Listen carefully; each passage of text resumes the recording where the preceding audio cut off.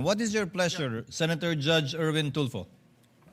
Mr. Presiding Officer, Senate President, ladies and gentlemen, this impeachment court was established to try the Vice President of the Republic.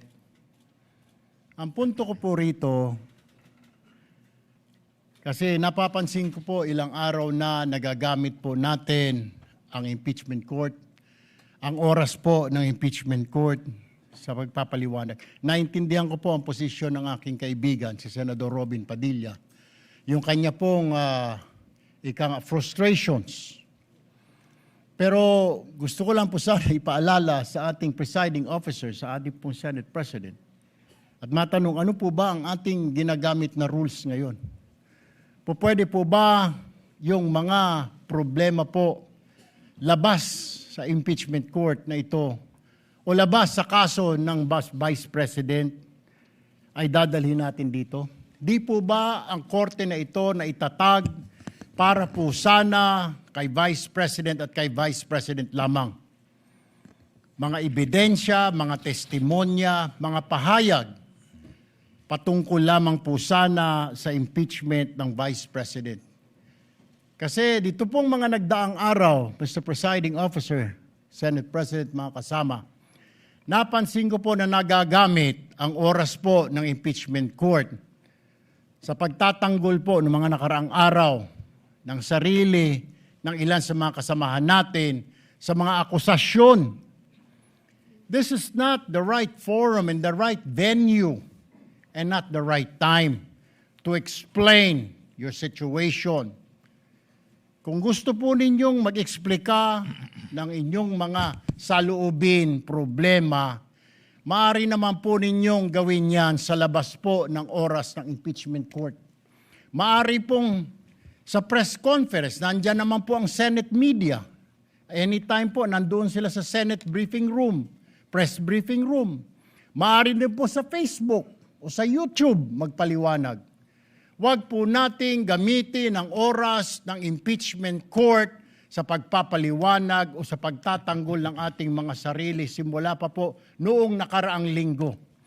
Because the time we waste here to defend ourselves, defend what we believe or what have you, is an injustice to the Vice President.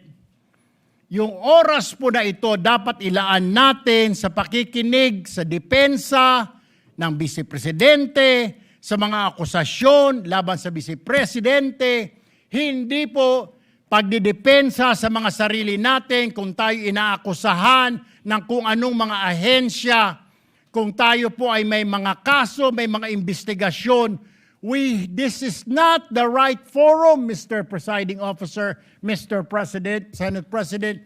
This is not the right place. This court was established, was created, the impeachment court, for the Vice President and Vice President only. This should be her time. This should be her forum, not our forum here na ilabas natin ang saloobin natin, mga sagot natin sa mga akusasyon, mga kaso laban sa atin. And this is not also the time, Mr. President, Mr. Presiding Officer, na hanapin yung mga kasama nating nawawala, nakakulong, dapat po doon sa Senado natin, sa sesyon natin, and not here in this court, Mr. Presiding Officer, Mr. Senate President. Kaya pakiusap ko lamang po sana sa ating mahal na Presiding Officer and Senate President, let us follow the rules. May rules ho tayo.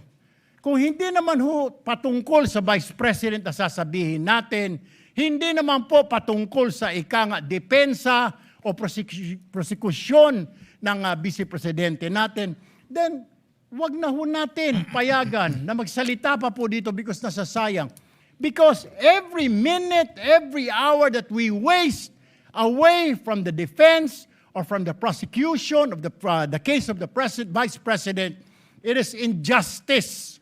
It is called injustice to the Vice President, to her family, yung anguish, yung kanyang sama ng loob, yung oras na nakabinbin ang kaso na ito. Let us do this impeachment trial as quickly as possible. If we have to clear the Vice President, then let's clear her. If we have to prosecute, then prosecute her with the evidence kung meron. Not waste our time kung ano-anong sinasabi natin dito to protect ourselves, to defend ourselves. This is not the right forum, Mr. Presiding Officer. Kindly wind up, Mr. Senator Senate Judge President. Erwin Tulfo. This is not the right forum for us to defend ourselves. Bring it somewhere else. Bring it to the press. Bring it to the social media, but not here. Thank you, Mr. President.